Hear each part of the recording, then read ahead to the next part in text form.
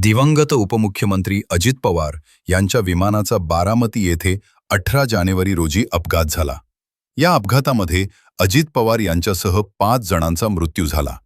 आता या अपघाताचा एक प्राथमिक अहवाल आल्याचे सांगण्यात येत आहे. यामध्ये धक्कादायक माहिती देण्यात आली आहे. अजित पवार यांच्या विमानाचा अपघात हा फक्त तांत्रिक बिघाडामुळे झालेला नाही. या अपघाताला मानवी चुकाही कारणीभूत असल्याचे निरीक्षण प्राथमिक अहवालातून करण्यात आले आहे.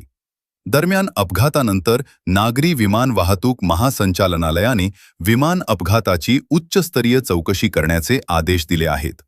बारामती विमानतळावर विमान लँडिंग होत असताना इंजिनमध्ये गंभीर बिघाड असावा, यामुळेच पायलटचे विमानावरील नियंत्रण सुटले असावे असा अंदाज व्यक्त केला आहे.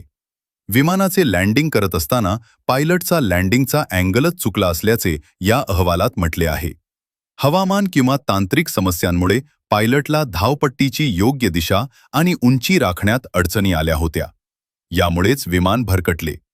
धावपट्टीचा अंदाज घेण्यात झालेली चूक, विमानाची गती आणि इंधन स्थिती लक्षात घेता जीवघेणी ठरली असल्याचे या अहवालात म्हटले.